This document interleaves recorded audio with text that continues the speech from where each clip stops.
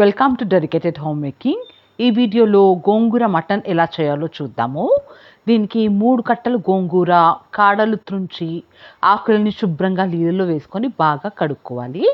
బాగా కడుక్కొని పక్కన పెట్టుకోవాలి.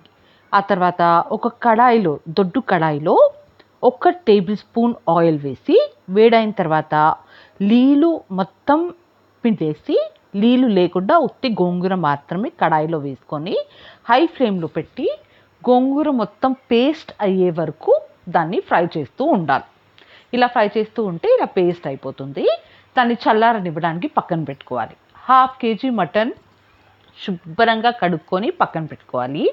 ప్రెషర్ కుక్కర్లో 4 టేబుల్ స్పూన్ల నూనె వేసి అది వేడైన తర్వాత 1 టీ స్పూన్ జీలకర్ర వేసి చిటపటలాడిన తర్వాత ఒక మీడియం సైజ్ ఉల్లిపాయ అందులో కట్ చేసి వేసుకొని బాగా దోరగా వేపుకోవాలి. పింక్ కలర్ వచ్చే వరకు వేపుకోవాలి.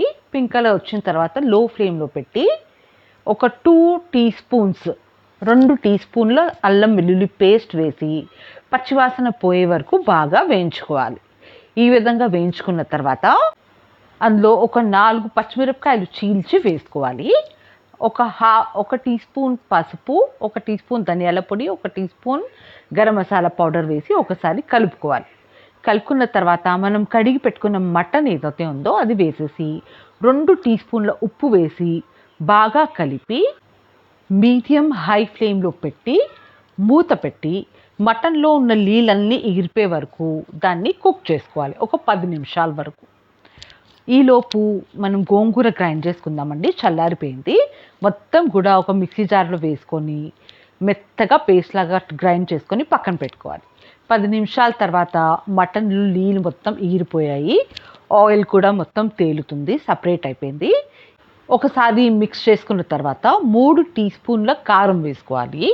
గోంగూర కాబట్టి కొంచెం ఎక్కువ కారం పడుతుందండి.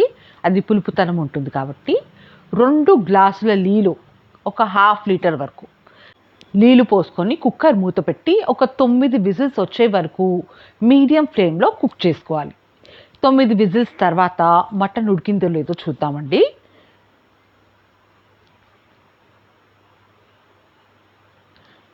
ఈ విధంగా చెక్ చేస్తే చూడండి మటన్ బాగా ఉడికిపోయింది. ఇప్పుడు మనము గ్రైండ్ చేసి పెట్టుకున్న గోంగూర పేస్ట్ ఏదైతే ఉందో అది మొత్తం కూడా అందులో వేసేసేయాలి. వేసుకొని ఒకసారి బాగా మిక్స్ చేసుకోవాలి. మిక్స్ చేసుకొని లో ఫ్లేమ్లో పెట్టి మూత పెట్టి ఒక్క 5 నిమిషాలు నూనె తేలే వరకు కుక్ చేసుకోవాలి.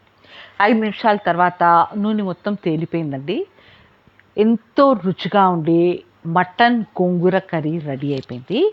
చాలా అంటే చాలా రుచిగా ఉంటుంది. వైట్ రైస్తో సర్వ్ చేసుకుంటే టేస్ట్ అయితే అద్దిరిపోతుందండి.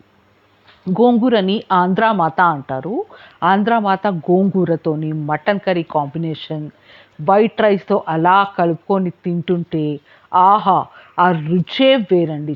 చాలా అంటే చాలా టేస్టీగా ఉంటుంది. మీరు కూడా రెసిపీ ట్రై చేయండి. ఎలా వచ్చిందో కామెంట్ సెక్షన్లో తప్పకుండా చెప్పండి.